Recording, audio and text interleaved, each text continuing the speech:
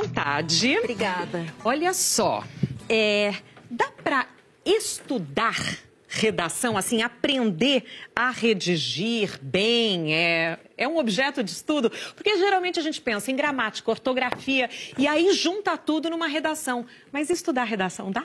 Dá. E como dá? Primeiro, lendo muito. Lendo textos bem escritos, de autores de referência, textos de pessoas que sabem usar a língua escrita no padrão formal da língua portuguesa de uma maneira adequada. Tais como, assim, alguns exemplos de bons escritores? Primeiro, bons escritores, desde os clássicos como Machado de Assis, Clarice Lispector, até, enfim, leitura de jornal, revistas de atualidades, porque falando de Enem, você precisa dominar os assuntos de hoje. Então, por exemplo, artigos de opinião que usam essa linguagem mais dissertativa, argumentativa, são uma excelente dica para quem quer estudar um pouco essa forma de se expressar. Pois é, você falou aí, né, de temas de atualidade, então vamos pensar nos temas que podem cair, né, na prova do Enem. Você nos sugeriu alguns temas, são eles aqui no nosso telão. Eu penso em alguns, por exemplo, liberdade de expressão. Lembra que no ano passado a gente teve aquele terrível atentado no início do ano contra os jornalistas da revista Charlie Hebdo,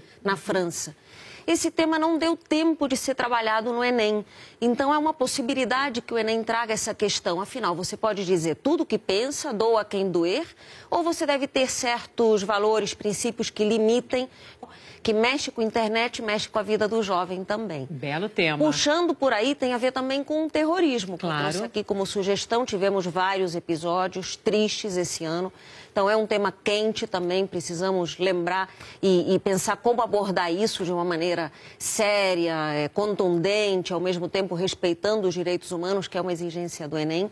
E outros dois temas aqui, um dos refugiados, que é uma catástrofe mundial, um escândalo que acontece hoje com essas populações. E, por fim, temas que sejam relacionados aos jovens. Internet, drogas, bebida, que a gente sabe que o alcoolismo entre os jovens tem crescido bastante. A gente vê festas, por exemplo, universitárias, em que muitos jovens passam mal, às vezes até já vimos morte de alguns jovens. Então, esses temas que são relacionados a uma vida saudável, a uma vida cidadã, tudo isso pode cair no Enem, porque o Enem, afinal, quer sentir como é que o jovem vê o mundo e como é que ele se expressa a partir de um texto. Quer dizer, na verdade, tem que estar ligado na atualidade. Exatamente. Né? Tem que acompanhar, ler jornal, assistir aos nossos telejornais, Jornal Hoje, todo dia. Isso aí. E, na verdade, tem que ter uma postura também, né? Porque o Enem exige uma voz do jovem, né? Vamos tentar entender como se escreve bem, como desenvolver um tema. Eu queria a sua ajuda para fazer uma correção aqui de um trecho que a gente separou. Por exemplo, o tema Internet na vida do cidadão do século XXI. E o trecho de texto é este. O acesso aos meios pode ser bom e pode ser perigoso. O jeito de ser agora é a pessoa ficar conectada direto. Aí elas pensam que estão dominando a situação, mas também são monitoradas pelos outros. E aí não se pode dizer o que pensa. Sei lá, a gente perde o controle. E aí, o que você tem a dizer sobre esse trecho? Tem ideias boas, coloca uma problemática real, só que de uma maneira mal redigida. Você vê aqui, por exemplo, muita linguagem informal. O Enem pede o uso do registro formal da língua portuguesa. Então, coisas como aí, a gente, essa repetição de aí, sei lá. Aí, sei lá. Isso tá ótimo se você estiver conversando com alguém como a gente está agora. Mas não se admite num texto de redação. Nem no Enem, nem, por exemplo, num processo seletivo para uma empresa e outros casos. Outro problema, cadê os conectivos, a ligação entre as frases? Portanto, entretanto, por consequência, em função disso. Isso aí dá aquela coisa chamada coesão, a ligação entre as ideias. Outro problema, falta concordância. Porque aqui você vê, aí elas pensam, as pessoas, só que antes você estava falando de a pessoa. Então você usou primeiro o singular, depois usou plural, não tem concordância, uma coisa não concorda com a outra.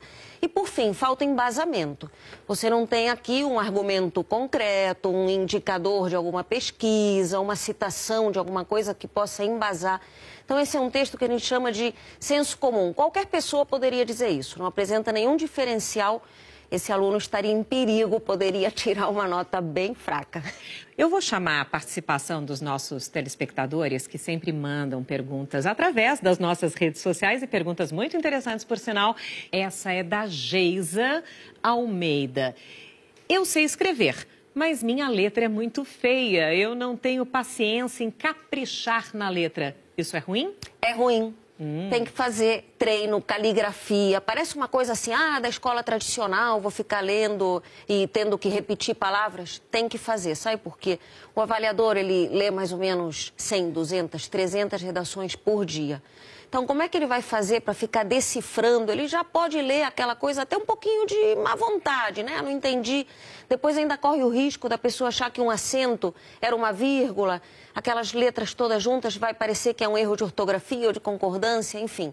Uma letra bem apresentada já é um meio caminho para o avaliador. Eu fui professora de português, sei como é que é isso. Você começa a ler a redação com prazer, com gosto de ver o que vai ser dito pelo candidato. E você bate o olho e ela tá limpa, exatamente, né? Assim, você vê parágrafos, isso, aliás, com o computador, né? Hoje em dia, a gente não tem mais esse hábito de escrever e depois passar limpo. A gente já vai fazendo no computador. Mas na redação do Enem é preciso fazer isso. Escreve, deixa a redação quietinha lá, faz algumas perguntas, respostas, lê o texto, etc. E volta 1 ou 2 horas depois para ver o texto com outros olhos. E reler. Exatamente. Né? E essa é uma questão que eu percebo que cada vez menos se faz. As pessoas escrevem e já entregam. Exatamente. E a hora que você relê, você percebe não só erros de concordância, de ortografia, enfim, mas de conteúdo, de fato, isso, né? Você fala, não era isso que eu queria ter dito. Isso, eu já falei isso no parágrafo anterior e eu escrevi essa palavra 4 vezes ao longo do texto. Então é hora de reler e aí sim passar limpo naquela versão final para entregar. Olha, é o seguinte... Esse é um tema que desperta um monte de dúvidas. Então, fica a dica. Se você tiver mais dúvida, entra no nosso site, comoserá.com, facinho. Manda as suas perguntas, a Andréia vai responder e a gente publica no nosso site na quarta-feira. Semana que vem tem prova do Enem e hoje é o Dia Nacional do Livro. Por isso, a missão possível para essa semana é ler